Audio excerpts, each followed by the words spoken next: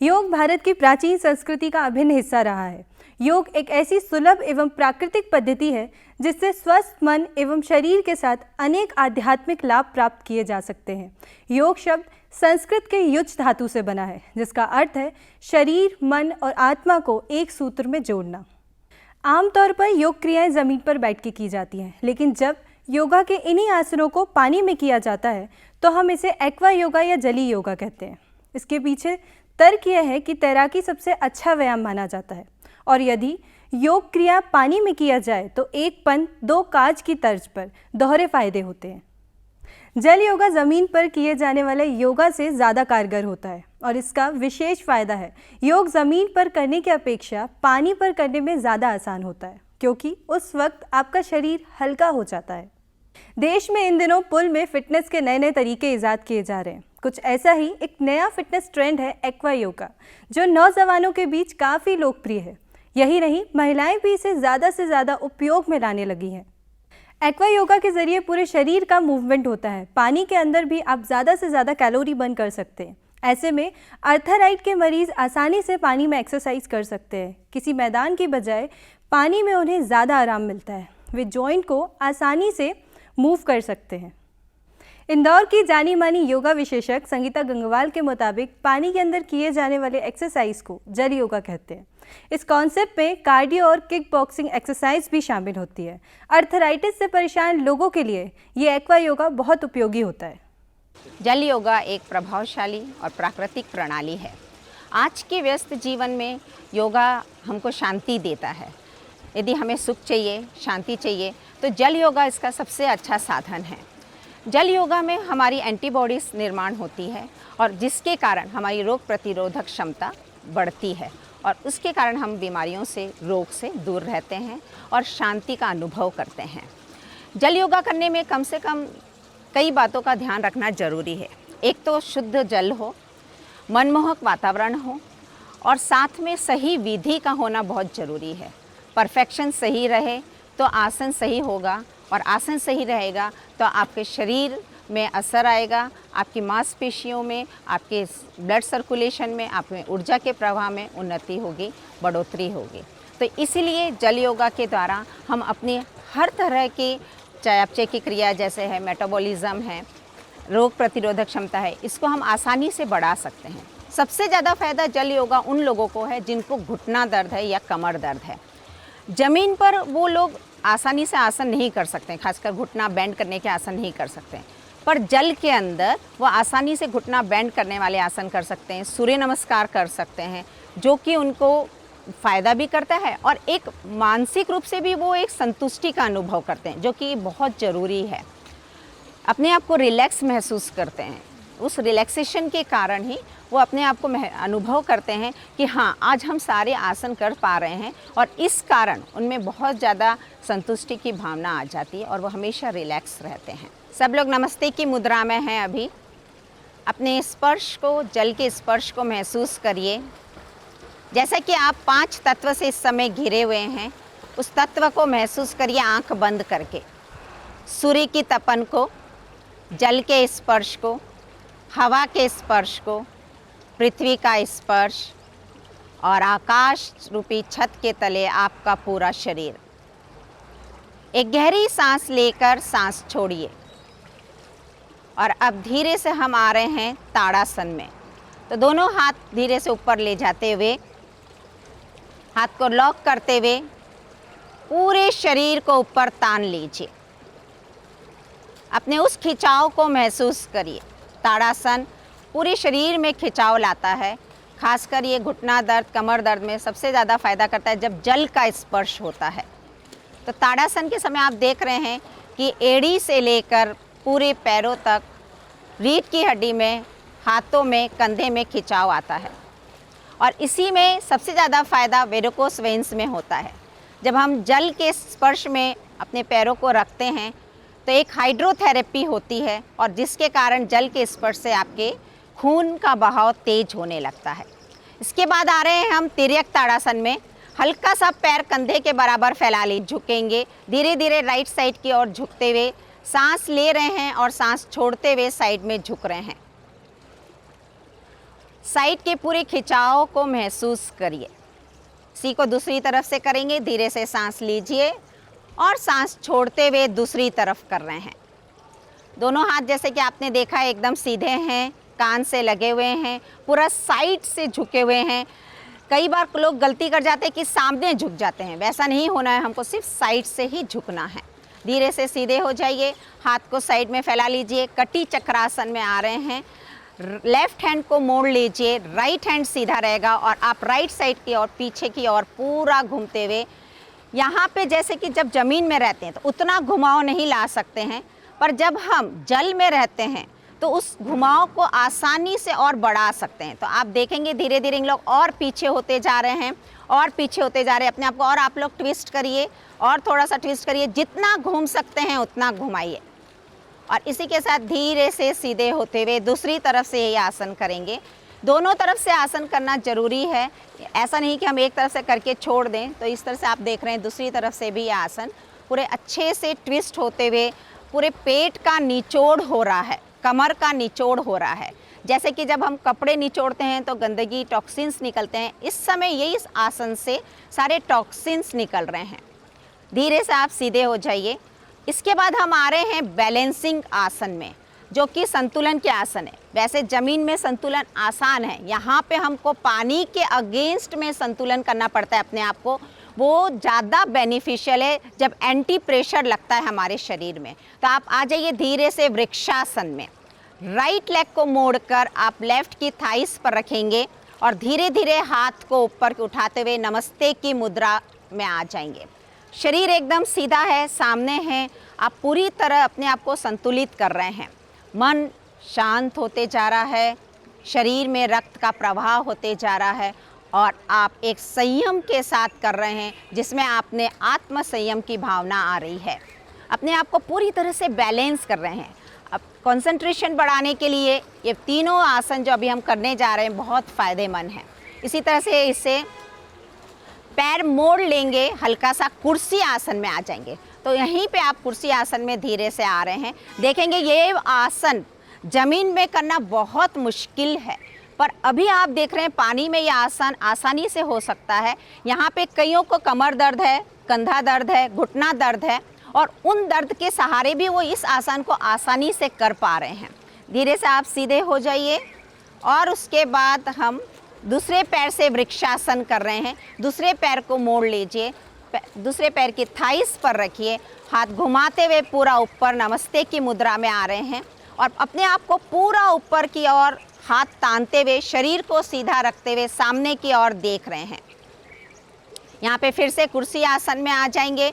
धीरे से वापस पैर को रखिए, घुटना मोड़िए, हाथ सामने हैं और आप धीरे धीरे बेंड हो रहे हैं और अपने आप को पूरी तरह से बैलेंस करते हुए हल्का सा इसमें हम जंप लेना शुरू करेंगे।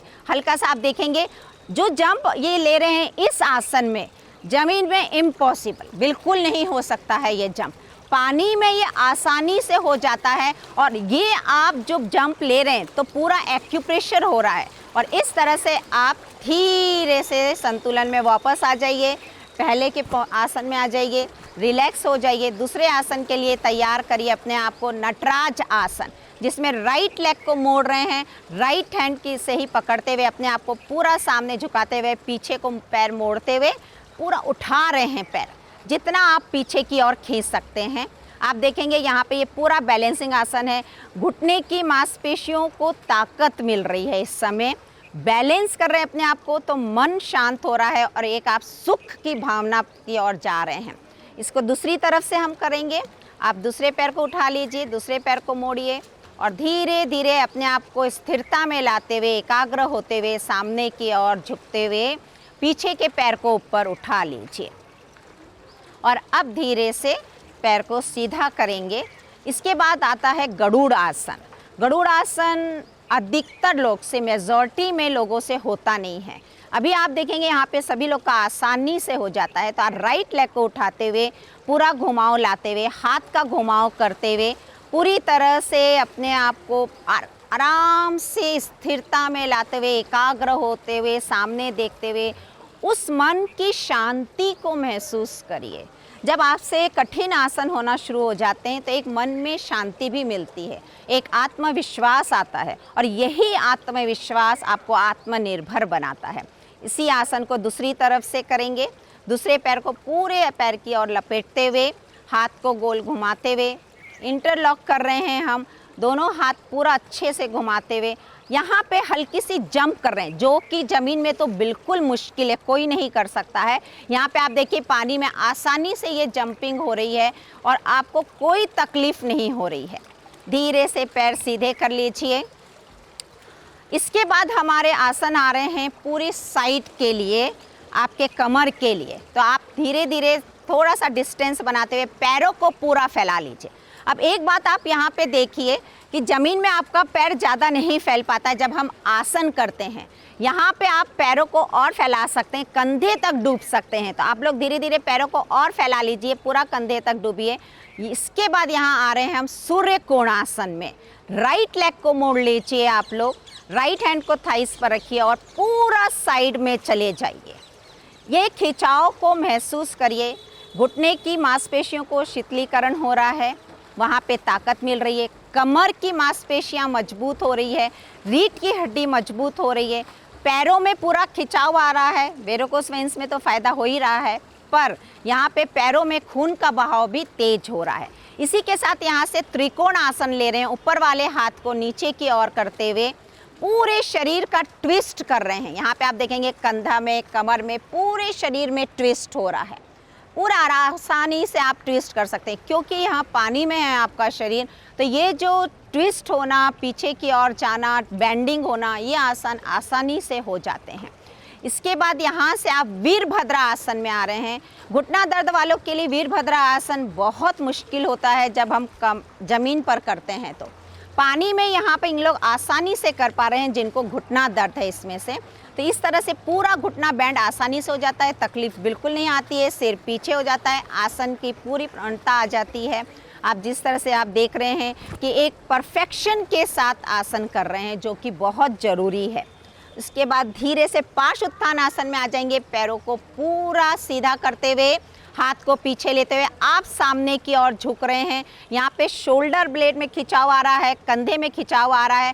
कंधे दर्द के लिए, गर्दन दर्द के लिए ये बहुत आसान आसन है पानी में, और पूरी तरह से आपके तकलीफ़ को दूर करता है। इसके बाद यहाँ से सीधे सीधे उत्थित पार्श्व उत्थानासन में आ रहे हैं, जो कि धीरे धीरे आप पूरा पीछे की ओर जाते हुए अपने आप को जितना पीछे बैंड कर सकते हैं।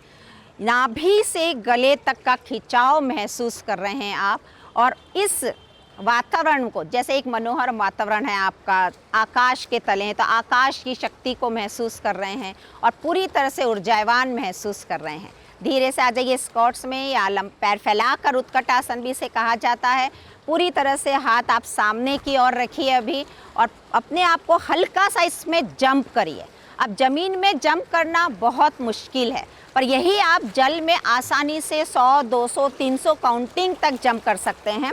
यहाँ पे हम आपको सिर्फ थोड़ी देर के लिए बता रहे हैं, आप देखना जब आप खुद करेंगे तो इसका अनुभव महसूस करेंगे कि जल में आसानी से जंपिंग हो जाती है। धीरे से आप लोग स्थिर हो जाइए। अब आप हाथ साइड में फैला लीजिए। वीरभद्र का दूसरा प्रकार हम कर रहे हैं। सबसे पहले आप राइट लेग को मोड़ रहे हैं, राइट लेग, लेफ्ट लेग सीधा है आपका। धीरे से आप जाएंगे राइट साइड में, सबसे पहले राइट साइड में जाइए सब लोग, राइट साइड में जाइए सब लोग, और उसके बाद धीरे से लेफ्ट साइड में आइए। 2, 3, ये भी आप देखेंगे कि कमर दर्द, घुटना दर्द, गर्दन दर्द वाले करना मुश्किल है। 4, यहाँ पे आप आसानी से देख रहे हैं, इन लोग बहुत आराम से कर रहे हैं और इन्जॉय कर रहे हैं। 5, वो जल का स्पर्श इनको शीतलीकरण दे रहा है। 6,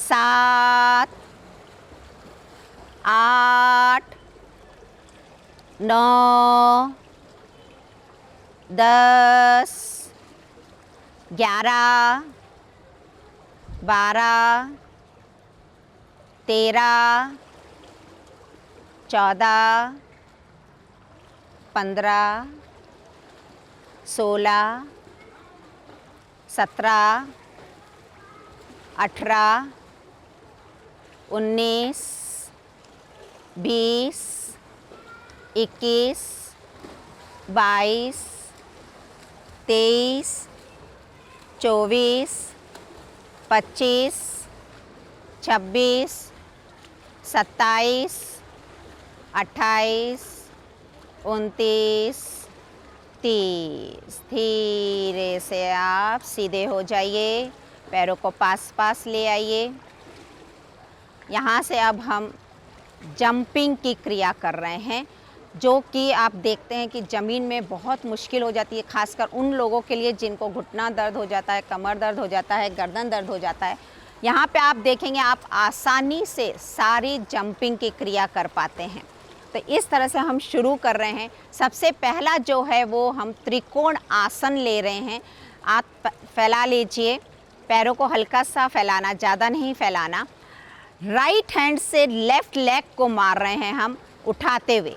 1, 2, हाथ साइड में फैले हुए हैं। 3, 4, 5, 6, 7, 8, 9, 10, 11, 12, 13, 14, 15, 16, 17, 18, 19, 20। इसके बाद हम दूसरे आसन में आ रहे हैं, कोणासन। तो सबसे पहले राइट हैंड को उठाकर आप लोग लेफ्ट साइड में जाएंगे। 1, हल्का सा आप पैर और इसमें फैला सकते हैं ताकि कमर का भाग और डूब जाए। 2, दूसरी तरफ सांस लेकर छोड़ रहे हैं। 3, पूरी सांस के साथ सांस लेकर छोड़ रहे हैं, जहाँ खिंचाव आ रहा है वहाँ पे ध्यान करते हुए। 4, दूसरी तरफ। 5, 6, 7, 8, 9, 10। अब यहाँ से हम आ रहे हैं, पैर फिर से पास पास ले आइए, हाथ साइड में फैला लीजिए। राइट लेग को सबसे पहले उठाएंगे, साइड में उठा रहे हैं, यहाँ पे साइड के हिप्स और कमर को कम करने के लिए। पेट भी इससे कम होता है, तो सबसे पहले राइट लेग को ऊपर उठा रहे हैं। 1, साइड में 2, दूसरा पैर। 3, 4, कोशिश करिए पैर एकदम सीधा उठे। 5, 6, 7, 8, 9, 10। धीरे से पैर पास पास, हाथ नीचे। स्टैंडिंग पवन मुक्तासन इसके बाद हम ले रहे हैं, क्योंकि लेट कर तो हम यहाँ ले नहीं सकते हैं। तो स्टैंडिंग पवन मुक्तासन जैसे कि आप देखेंगे, राइट लेग को सबसे पहले उठाकर अपनी तरफ दबाएंगे। 1, 2, 3, 4, 5, 6, 7, 8, 9, 10। हल्का सा दोनों पैर से जंप करके हम एक बार बताएंगे कि जैसे दोनों पैर से जंप करना ज़मीन पर बहुत मुश्किल होता है, पानी में हम कर रहे हैं 5 बार सिर्फ कर रहे हैं। 1, 2, 3, दोनों घुटने ऊपर लाते हुए। 4, 5। धीरे से रिलैक्स हो जाइए, अपने आप को शीतलीकरण करिए, गहरी सांस लेकर सांस छोड़िए। इसके बाद हमारी जंपिंग शुरू हो रही है। हाथ साइड में मारकर भस्त्रिका की जंपिंग, प्राणायाम के साथ हम जंपिंग ले रहे हैं। तो पैर पास पास है, आप पूरा ऊपर से नीचे जंप करेंगे, हाथ साइड में मारेंगे। शुरू करेंगे। 1, 2, 3, 4, 5, 6, 7, 8, 9, 10। थोड़ा और हाई जंप ले सकते हैं, इसका फ़ायदा उठाइए। पानी का यही फ़ायदा है कि यहाँ पे शरीर हल्का हो जाता है और इस हल्के शरीर से आप बहुत अच्छे से जंप कर सकते हैं, अपने आप में पूरा ऊपर उछल कर जंप कर सकते हैं, हाई जंप ले सकते हैं। आप देख रहे हैं जैसे कि भस्त्रिका प्राणायाम साथ में हो रहा है। भस्त्रिका प्राणायाम आपको सर्दी खांसी से दूर रखता है, आपके पूरे नोज़ल को क्लियर करता है, आपके लंग्स को क्लियर करता है। और इस प्राणायाम के साथ यदि हम जंप करते हैं तो आप में एक अलग सी एनर्जी मिलती है, एक ऊर्जा का प्रवाह होने लगता है और आप पूरी तरह से ऊर्जावान होने लगते हैं, कैलोरी बर्न होने लगती है। धीरे से आप लोग रिलैक्स करिए, एक गहरी सांस लेकर सांस छोड़िए, अपने आप को पूरी तरह से रिलैक्स करिए। और वापस पुनः 5 तत्वों को महसूस करिए कि कैसा 5 तत्व से मिलकर हम योगा करते हैं तो आपको क्या एहसास होता है। धीरे से अब आ जाएंगे दूसरी जंपिंग में, जिसमें ट्विस्ट है आपका। राइट हैंड आप पहले साइड में ले जाएंगे, दोनों हाथ राइट साइड में ले जाएंगे और फिर जंप शुरू करेंगे। 1 2 3 4 5 6 7 8 9 10 11 12 13 14 15 16 17 18 19 20। धीरे से आपने जैसे देखा ये ट्विस्ट वाली जंपिंग भी पानी में आसानी से हो जाती है। तीसरा जो अब हम ले रहे हैं उसमें आपका थोड़ा सा स्किपिंग हम ले रहे हैं, क्योंकि ये भी दिखाना जरूरी है। तो आपको दोनों पैर से हाथ आप पानी के अंदर ही घुमाना और थोड़ी सी पैर को ऊपर, पर इसमें आप कोशिश करना कि दोनों पैर के पंजे बराबर पानी में स्पर्श करें, क्योंकि पृथ्वी पर, ज़मीन पर जब हम दोनों पैर मारते हैं तो थोड़ा सा जर्क आने का डर रहता है, पानी में जर्क आने का डर नहीं रहता है। तो इस तरह से यहाँ पे आप जंप करिए हल्का सा, सिर्फ 10 काउंटिंग 10 सेकंड्स हम कर रहे हैं, स्टार्ट करिए, है ना। हाथ अंदर ही घुमाइए। 10 9 8 7 6 5 4 3 2 1। रिलैक्स। अब इसके बाद जो जिम में करते हैं ट्रेडमिल, वहाँ पे भी यही कहा जाता है कि घुटना दर्द वाले, कमर दर्द वाले ट्रेडमिल नहीं करें। यहाँ पे हमने पानी के अंदर ट्रेडमिल करा है। इस तरह से आप देखेंगे कि पानी के अंदर ट्रेडमिल हो रहा है। शुरू करेंगे, सिर्फ हम 15 सेकंड्स ले रहे हैं।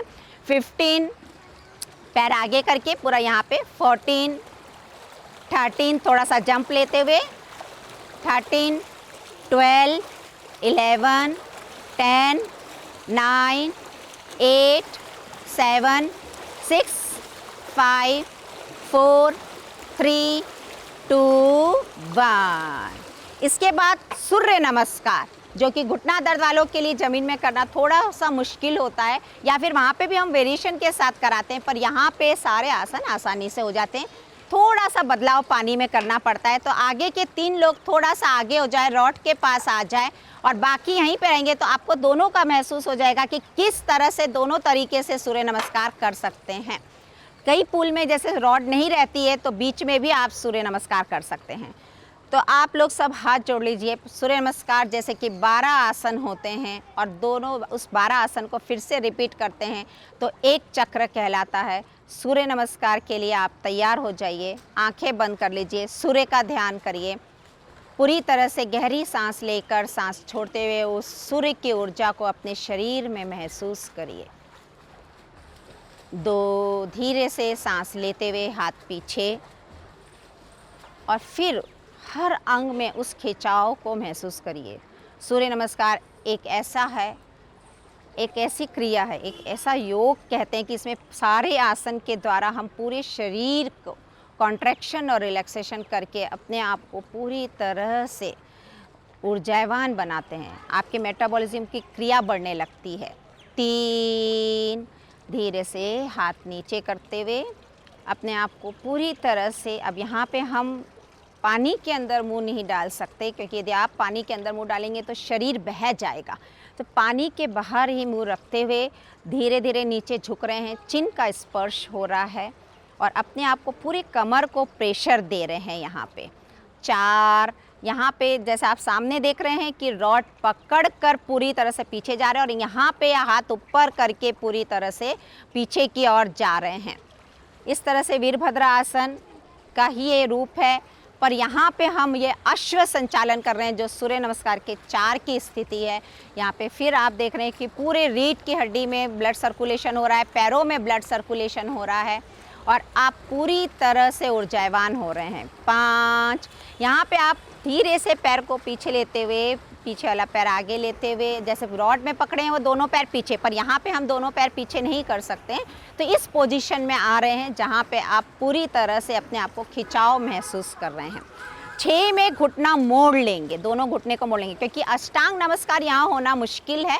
तो यहाँ पे जल के अंदर हम 6 को थोड़ा सा घुटना मोड़ कर हम नीचे बैठ जाते हैं। उत्कट आसन जैसा ही इसमें करना है, हल्का सा घुटना मोड़ कर बैठें। रॉड पकड़ने वाले रॉड पकड़ कर घुटना मोड़ सकते हैं। 7 में भुजंग आसन यहाँ पे करना है। आगे रॉड पकड़कर भुजंगासन बहुत अच्छे से हो जाता है, पर इन लोग कमर के पीछे हाथ रखकर अपने आप को पूरा पीछे करेंगे इस तरह से। और अर्ध चंद्र जो आकृति होती है या अर्ध कटी चक्रासन भी इसे कहते हैं कई बार, उस आकृति में आकर आप देख रहे हैं पूरा पीछे की ओर भुजंगासन, स्टैंडिंग भुजंगासन कर रहे हैं। और यहाँ पे पानी में रॉड पकड़कर पूरा आसानी से भुजंगासन हो रहा है। 8 में फिर हम वापस पुनः उस स्थिति में आ रहे हैं, हाथ पूरा आगे लेते हुए, कमर को पीछे धक्का देते हुए, पूरा सामने झुकते हुए, पूरे आपके पैरों में खिंचाव महसूस कर रहे हैं, कमर में, रीढ़ की हड्डी में। 9 में आ रहे हैं जहाँ पे पैर फिर आगे आ रहा है, यहाँ पे दूसरा पैर आगे आ जाएगा। वीरभद्र आप लोग जैसे हाथ ऊपर कर लीजिए, यहाँ पे फिर से आप देख रहे हैं रॉड पकड़कर 9 में आकृति आ रही है। और इसके बाद आ रहे हैं 10 में, जहाँ पे पीछे का पैर आगे आकर फिर सामने की ओर झुक रहे हैं और पूरी तरह से नीचे बेंड हो रहे हैं। और उस पोजीशन में यहाँ पे जैसे पेट में खिंचाव, कमर में खिंचाव, शोल्डर अंदर डूबे हैं तो शोल्डर रिलैक्स हो रहा है। इस तरह से इस आसन में आप पूरी तरह से अपने पेट पर असर कर रहे हैं। 11 में आप फिर हाथ उठाते हुए पूरा ऊपर पीछे की ओर ले जा रहे हैं, अपने आप को पूरा पीछे कर सकते हैं जितना, क्योंकि पानी में आपका शरीर हल्का होता है तो आप आसानी से कर सकते हैं और पूरी तरह से अपने आप को रिलैक्स मूड में ला सकते हैं।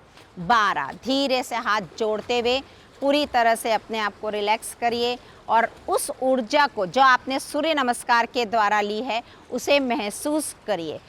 योग शब्द के 2 अर्थ हैं और दोनों ही महत्वपूर्ण हैं। पहला है जोड़ और दूसरा है समाधि। जब तक हम स्वयं से नहीं जुड़ते, समाधि तक पहुंचना कठिन होगा। धर्म, आस्था और अंधविश्वास से परे योग एक विज्ञान है। योग एक पूर्ण चिकित्सा पद्धति और जीवन जीने की कला है। जैसे बाहरी विज्ञान की दुनिया में आइंस्टीन का नाम है सर्वोपरि, वैसे ही भीतरी विज्ञान की दुनिया में आइंस्टीन है पतंजलि। पतंजलि ने ईश्वर तक, सत्य तक, स्वयं तक, मोक्ष तक या कहो कि पूर्ण स्वास्थ्य तक पहुंचने की 8 सीढ़ियां निर्मित की है। आप सिर्फ एक सीढ़ी चढ़ो तो दूसरी के लिए जोर नहीं लगाना होगा। आपको ईश्वर को जानना है, सत्य को जानना है, सिद्धियां प्राप्त करना है या सिर्फ स्वस्थ रहना है, तो पतंजलि कहते हैं कि शुरुआत शरीर के तल से ही करनी होगी। शरीर को बदलो, मन बदलेगा, मन बदलेगा तो बुद्धि बदलेगी। योगा के आसनों को सीखना आरंभ करने से पूर्व कुछ आवश्यक सावधानियों पर ध्यान देना जरूरी है। योगासन प्रभावकारी और लाभदायक तभी हो सकते हैं जब उनको उचित रीति से किया जाए। योगासन करते समय अनावश्यक जोर न लगाएं। प्रारंभ में आप अपनी मांसपेशियों को कड़ा पाएंगे, लेकिन कुछ ही सप्ताह के नियमित अभ्यास में शरीर लचीला हो जाता है।